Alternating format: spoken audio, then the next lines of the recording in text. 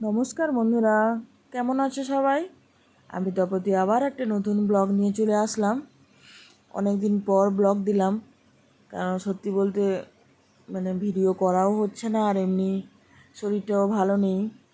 তো প্রচুর কী বলবো, মাথা যন্ত্রণা, চোখ যন্ত্রণা এগুলো তো হতেই থাকে। বেশিক্ষণ ফোনের দিকে তাকিয়ে থাকা সম্ভব না, তারপরে ঘুমও ঠিক হচ্ছে না।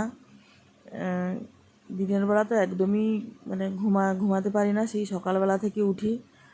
আর রাতে তো মেয়ের যাদের বাড়িতে ছোটো বাচ্চা আছে তারা জানে কী অবস্থা হয়। তো এই নিয়েই চলছে কোনো রকম, তাই আর প্রত্যেকদিন ব্লগ দিতে পারছি না। 2-3 দিনের মিলিয়ে তারপরে দিচ্ছি।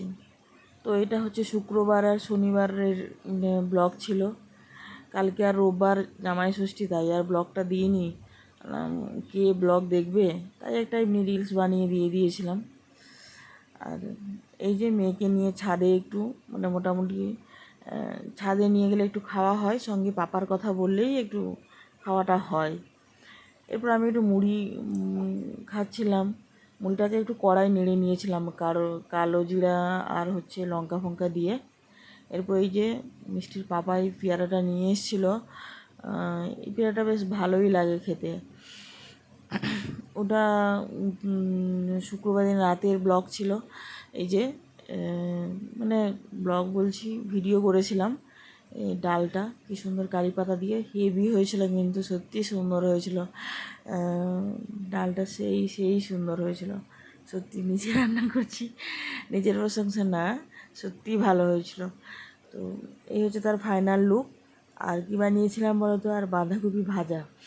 এখন এখন জানি না গ্রামের দিকে কেমন বাঁধাকপি, এখানে যেন সেই শক্ত, কত যে সেদ্ধ করি তারপরেও এত শক্ত, কি বলবো, মাঝে মাঝে মনে হয় যে গ্রেট করে তারপরে তাকে ভাজি, সেটা আবার অতিরিক্ত হয়ে যাবে মনে হয়।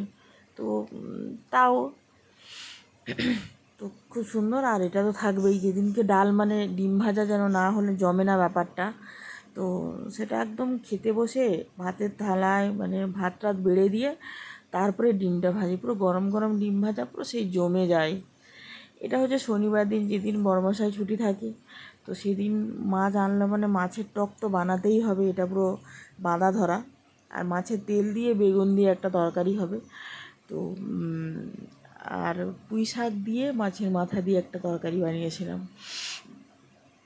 এই যে কেমন হয়েছে অবশ্যই জানাবে। আর বেগুন দিয়ে মাছের তেল দিয়ে কারা কারা খাও সেটাও জানাবে। আর যারা মেদিনীপুরের হয়, মেদিনীপুর পুরোটা বলবো না, মেদিনীপুর তো অনেক বড়। আমাদের ওইদিকে পশ্চিম মেদিনীপুর বা উড়িষ্যার পাশাপাশি যারা হয় তারা তো টক খায়। তো আমিও বানাই, কারণ ওই দিনে একটু টক বানাতেই হবে। সপ্তাহে একদিনই হয় যেদিন ছুটি থাকে, কারণ টক তো দিনের বেলায় মানুষ খায়, রাত্রে খেলে ঠিক খাওয়াটাও ঠিক না, আর সবাই খেয়ে হজম করতে পারে না, শরীর খারাপ করে। তো এই ছিল আমার ব্লগ, কেমন লাগলো অবশ্যই জানাবে। সবাই ভালো থাকবে। আজকের জন্য টাটা।